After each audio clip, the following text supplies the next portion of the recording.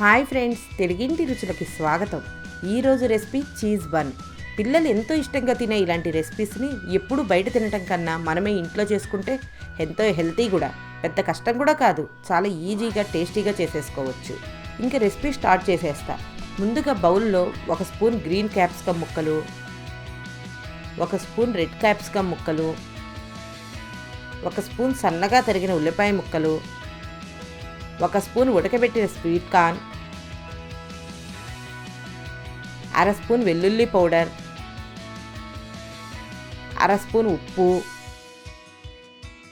1/2 spoon మిరియాల పొడి, 1 spoon mixed herbs, 1 spoon chilli flakes, 1 spoon సన్నగా తరిగిన టమాటా ముక్కలు వేసుకోవాలి. అన్నీ ఒకసారి కలుపుకొని 4 స్పూన్ల పిజ్జా సాస్ వేసుకొని అన్నీ మిక్స్ అయ్యేలాగా కలుపుకోవాలి.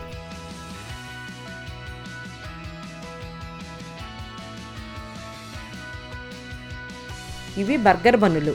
బన్ను మధ్యలో కట్ చేసుకొని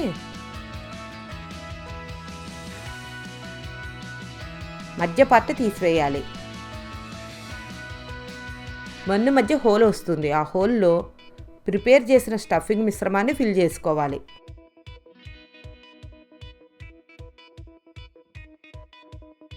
పైన తురిమిన చీజ్ వేసుకోవాలి.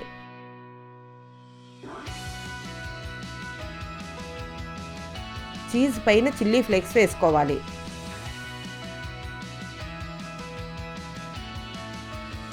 ప్యాన్లో 1 స్పూన్ బటర్ వేసుకోవాలి.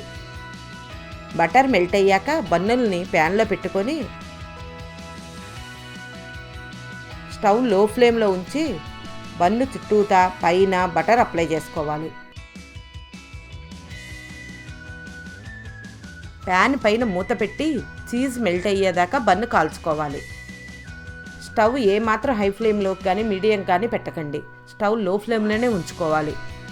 చూసారుగా చీజ్ చక్కగా మెల్ట్ అయ్యింది. స్టవ్ ఆఫ్ చేసుకొని బన్ తీసేయాలి. ఎంత ఈజీనో కదా ఈ చీజ్ బన్ చేసుకోవటం. ఇలాంటి ఐటెం ఇష్టపడిన పిల్లలు ఎవరండి? మరి మీరు కూడా ఈ చీజ్ బన్ ట్రై చేసి ఎలా ఉందో కామెంట్ ద్వారా తెలియచేయండి. దీని టేస్ట్ని బాగా ఎంజాయ్ చేయండి. ఈ రెసిపీ మీకు నచ్చితే లైక్ చేసి మీ ఫ్రెండ్స్కి షేర్ చేయండి. మా మరిన్ని రుచికరమైన రెసిపీస్ కోసం మా ఛానల్ని సబ్స్క్రైబ్ చేసుకోండి. Thank you friends, bye.